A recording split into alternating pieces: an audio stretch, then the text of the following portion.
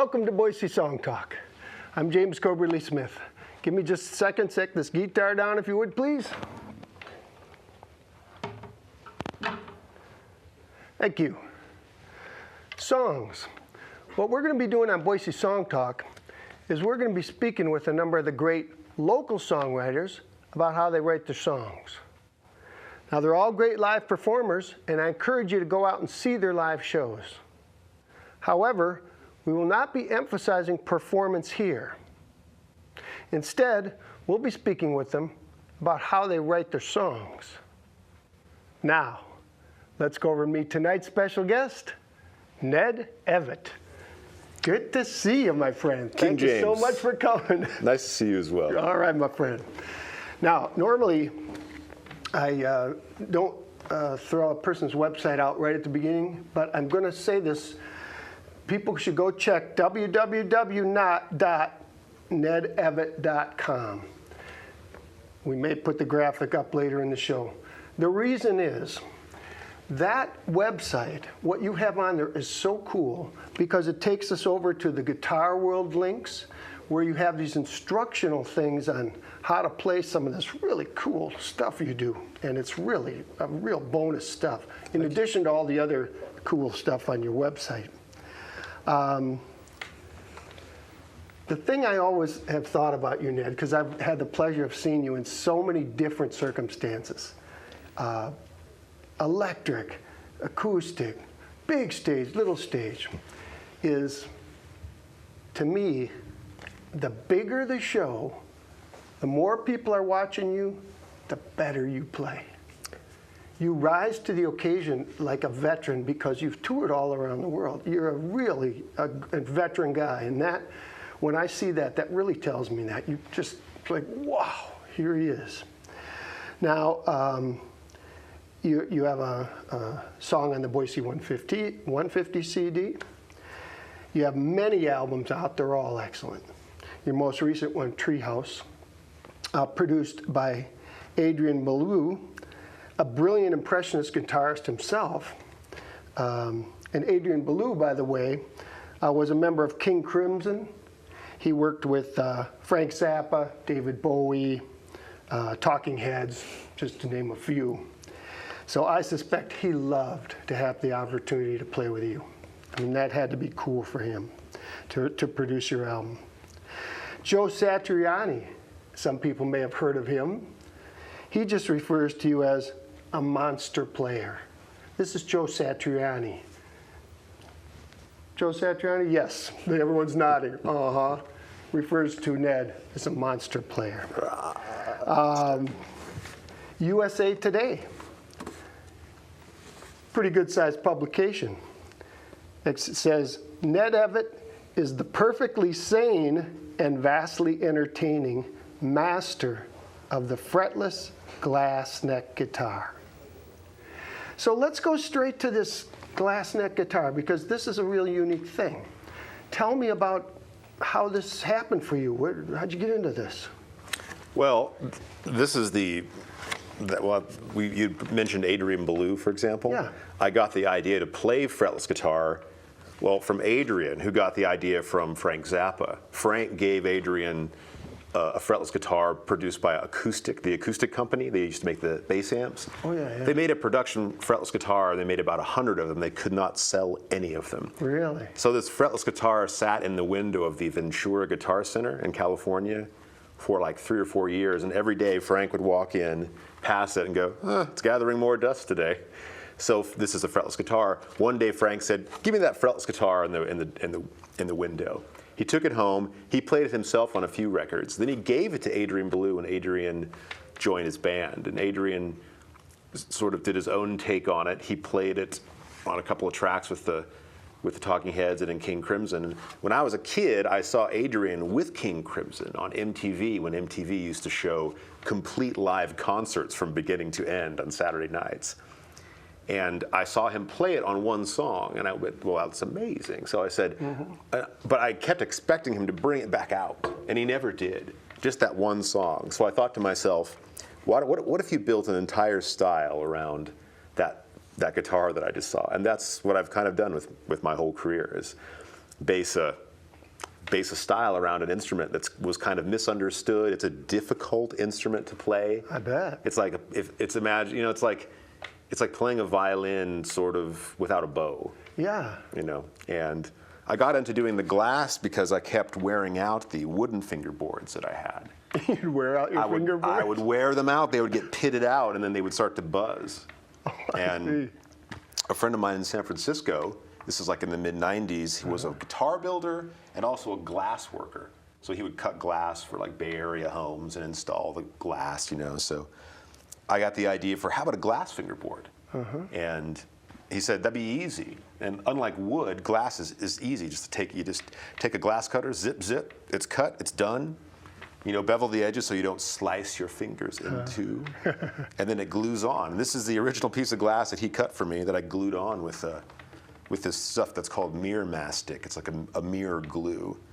So I've had this guitar since like 95, 96. Wow. So. Well, and now, since are you playing this in a tuning? Yes. Whenever I see you fretless, then you're in a tuning. Generally. These days, I used to play in standard tuning. Really? And the thing is, my songwriting has sort of taken over my lead guitar work. I'm focused on that now. The thing is, it's very difficult to play accompaniment on a fretless guitar if it's in standard tuning. I got into listening to Robert Johnson really hardcore for like 2 years. I had all of the Columbia, he has like 30 records, 30 individual songs. I listened to those nonstop for about 2 years on tour, to the exclusion of everything else. I went back and forth across the United States on tour about 3 times with nothing but that stuff playing. And this is the tuning that Robert Johnson uses. What is the tuning? This is an open D. So it's an open chord. So if you're composing and writing songs, all of a sudden you get a nice big ringing open chord and you can sing against it quite easily. Where it's difficult to sing against a fretless guitar that's tuned in standard tuning. That's more like a lead vocal type thing where like Mark Knopfler, where you would sing a bit and then play some lead, alternate. So I'm more into like the accompanying myself on guitar. So, given that you are such an extraordinary guitar player, and you are, and playing electric, playing acoustic, I've seen you do it all. Was the guitar what you did most originally, and would that be what would you generally write a song with a guitar? Oh, absolutely. I played classical guitar and a lot of lead guitar for about 5 years, and I had gotten pretty good. I'll say. And then I went to work at a local guitar shop in Boise called Old Boise Guitar Company. Oh yeah. And that's Johnny Shoes, and that was where my song education began. Because we did nothing but listen. This is more like repetitive listening talk here. We did nothing but listen to Richard Thompson and Bob Dylan all day, every day, and I did this for like 2 or 3 years, and just really absorbed, songwriting at a basic level. So, and there's lots. Pino Bennett used to hang around the store. There was a lot of great, songwriters and musical types hanging in the shop. So. When did you first start writing songs then? I was 21. Yeah. They were terrible. They were absolutely terrible, I used to just obsess over every verse and every chorus. I think my first two songs that I recorded, I spent nearly 6 months working on them, demoing them, and just squeezing all of the life out of them. It can happen.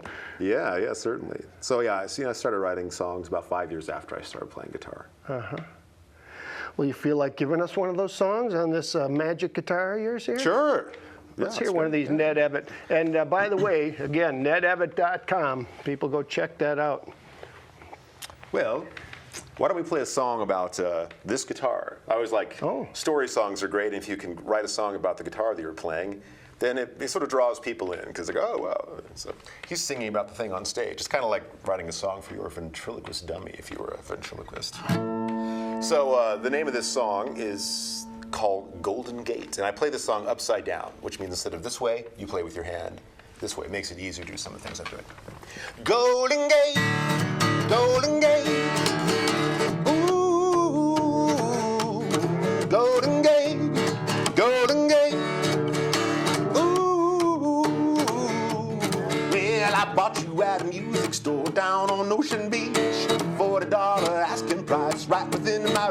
I worked at doing nothing to take you for my own.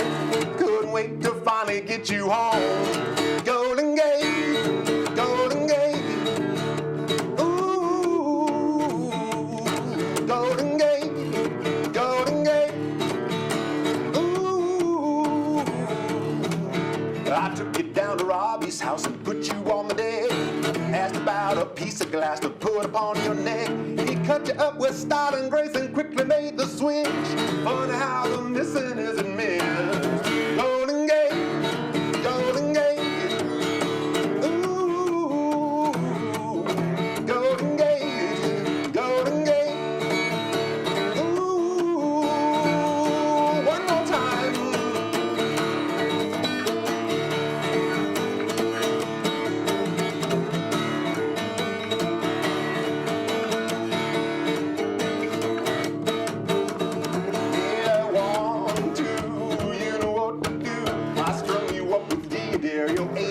Strings, put a fish to pick up in you just to hear you sing. Put you on my line, deep into the night, made you till my fingers found the light. Golden Gate, Golden Gate. Ooh, Golden Gate, Golden Gate. Ooh, well, one more time.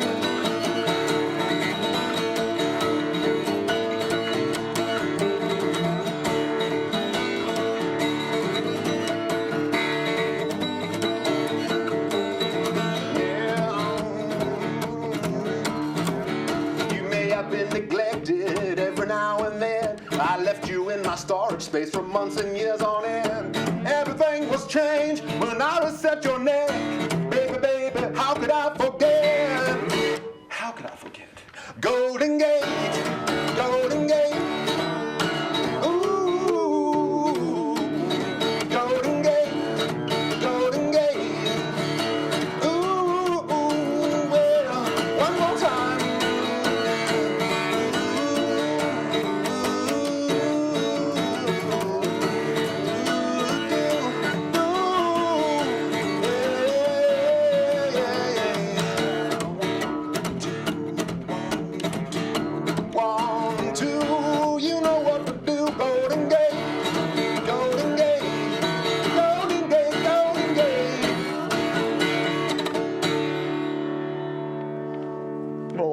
Sir.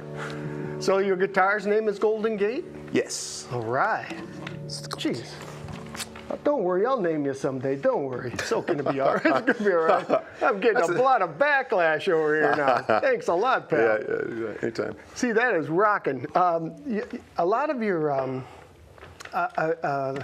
middle of the middle, the album before Treehouse, I was listening to, and man, the end of that first song, Faded Away, I think is the first song. Oh, yeah.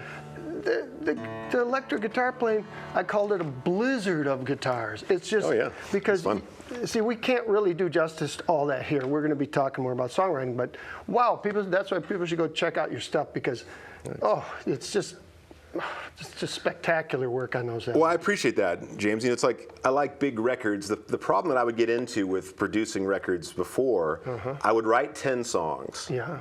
And then I would start making the record. And the record would take 2 years to make. Understood. So my songwriting, in some ways, stayed fairly, the progression of it, I felt, was between records was fairly linear. What I did was with Treehouse, since Adrian Belew was producing the record, having a producer for the first time, he wanted 20 songs. He wanted more, actually. He wanted like 25 or 30 songs to pick from. And I all of a sudden, I had to go into overdrive, calling all these songs together and finishing it up. And that's, after doing that, I realized it's better to write more songs before going into making a record. And don't be so focused on producing the big guitars and the big drums, which I love that stuff, but you know, it's But you've done it. Yeah, I feel like I have. I mean, you have. I mean, you did it brilliantly. Thank you. Now, so what would you say with Treehouse? Because I'm going to talk some more about Treehouse now. Okay. What would you say with Treehouse? What was the new thing about that album for you? You know, I've been doing a lot of work with singer-songwriters as a lead player, backing them up. Some were great people, Some were not such great people, had substance abuse issues and not very dependable, flaky. And I found myself spending a lot of my energy as a musician backing people up, and I'm like, what am I doing? I'm as equally as accomplished of a songwriter. So I sort of, with Treehouse, I shifted the formula around, and I stopped backing people up as much and started just kind of doing my own thing, in terms of the songwriting. And I took a little bit of emphasis off of the guitar. It's definitely like a songwriting record. Yeah. But the guitar is still there as well. So. Sure. The thing that struck me so much with Treehouse, and it's actually present in some of the other things too, but the thing that really surprised me was the melodies. The melodies are great. They're all over the place. Treehouse has a great melody, the title track. And the vocal melody is the same line as the guitar line you're playing, correct? Correct. So with that song, did you get the guitar line first or the vocal? Can you remember? Oh, on Treehouse, I actually wrote Treehouse in Boise, living above the Roosevelt Market in the East End, which is this little market. I used to live in the apartment above it. And, and there was a huge oak tree. And I would just sit there at night with the window open, listening to the squirrels run around. So that was kind of the inspiration for the song.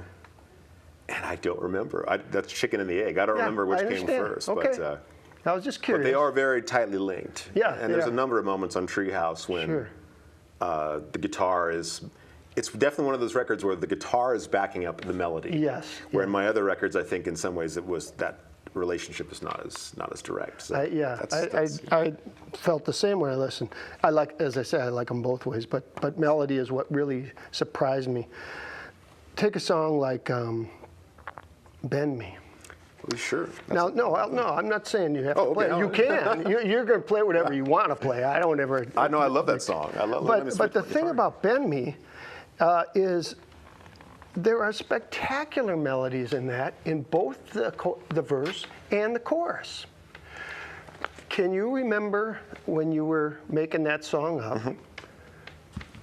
Did you? In fact, that whole song, did you get the melodies, the music first before the lyrics?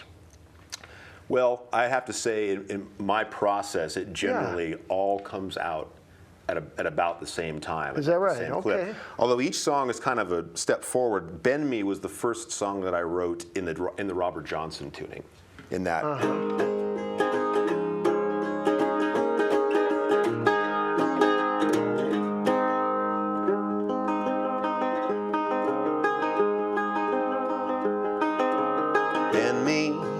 Bend me, listen how the melody sends me. Pick me, click me, playing on my steel guitar. Ease me, please me, every little memory sees me. With me, kiss me, promise me with all your heart. After all that time ago, why are you afraid to know that it's a whole left back that I can't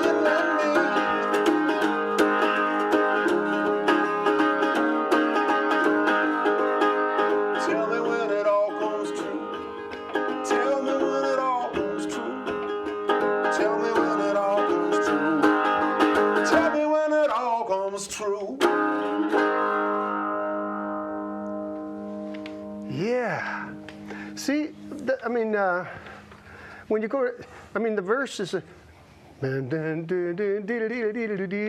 when you go to the chorus, da da da da da da. So I mean, both of those parts are so melodic. So you think that when that came to you, it all kind of came pretty quickly, like almost in one sitting. At least the music. Yeah, my parents were big classical music fans growing up, so we used to sit around as kids. Basically, you're being force-fed Bach and Mozart. And the great thing about that is we used to sit around playing games, like trying to guess where the melodies would go, trying to guess where the chords would modulate to, just like, you just again, like repetitive listening is such a huge force in most musicians' lives. You really lock into something, and you just listen to it and just study it, and just becomes part of you. So, yeah, so definitely with like melodies, I've always been a big major chord sort of a guy, you know, like, you know, not so much the minor chords. And I've always found like hard rock, as much as I love the energy, I have a hard time writing songs over stuff that doesn't have like a major third in it. You know what I mean? I love the emotion of major chords, and you know, it doesn't have to, and sort of playing games with it being an optimistic song, because it can be very negative and still have sort of a bright sound to the song. Yeah. So, Bach, baseball, Beatles, and the blues, right? oh yeah, man. That's what you said you were into. Yeah. And I read some interview with it. You were saying that. Yeah, baseball's a good one. Teaches you how to. A lot of melody in baseball. Yeah. Baseball will teach you if you are good enough to do something. I see. Most of us are not good enough to be a professional baseball player. If you have that aspiration as a kid, you rapidly go, I am not good enough. So wow. That's what it was like for me. Well, had much better results with guitar. That thing about Bach, though, is fascinating. Bach and the Beatles. I mean, geez, talk about two sources of melody. Oh yeah, sure. Especially as a kid, what a fascinating thing. You're trying to create the next note of a melody to a Bach piece. Yeah, we had one. It's funny, we had one Beatles record. Well, actually, not many rock records at all. My parents were both teachers. My dad was a college English teacher here at Boise State, and his students would occasionally give him a record. Dude, you got to check this out. This is when he was in a younger. So we had like one Pink Floyd record, which we never listened to, and then we had Abbey Road. Somebody had given them Abbey Road, and we listened to Abbey Road over and over and over again. Just, it was the only rock record in the house. So. Yeah. Now, you said something to me recently. We were down at the Grove, and I had heard you do Bend Me, and I was commenting to you then something about what I'm saying now. Oh, the melodies, this and that. And you said something like, well, I used to, that's how I used to write melodies. Now, I like to write between the notes, I think. But between you're singing between the lines, I think is what you said. Do you remember saying that? I mean, well, do you know what were you trying to tell me? What does that mean? Well, when you take the blues, the blues is definitely like a between the notes thing. It's like major chords and major tonality like Bach and stuff. It's very stepwise. Whereas the blues, you get between the third can be a minor third or a major third. So eventually the melodies start to go in that direction. So I've tried to be a little bit less, you know, less sort of stepwise and try to get in between the notes when I'm writing melodies. So when you're saying between the notes, you're just saying between the major chords, sort of. Sort of. It's in that region. It's in the third, the region of the third and the sixth. It just sort of like slides in between. And I know that sounds kind of theoretical, and I don't approach it theoretically. Like every songwriter, you're trying to make an emotional statement. But the emotion of like, you know, making the melody kind of snake around, not be so ding, ding, ding, ding, ding. It's just like auto-tune is like ding, ding, ding, ding, ding, ding, ding, ding, ding. Yeah. Auto-tune works because they like to hear those clear relationships. Yeah. So it's fun to sort of like permutate those relationships when we can. All right. Well, let's jump on over to some lyrics. Sure. There's a lot of great lyrics. One I'll point out in Falling in Line, which also has a great melodic chorus as well. Thank you. But there's a line, science lying, dying by the side of the road. Oh, yeah. I mean, that is an amazing line because you are working this I sound. Science lying, dying by the side. Yeah. And it's a very poetic thing. I mean, it's an audio hook, the way that happens.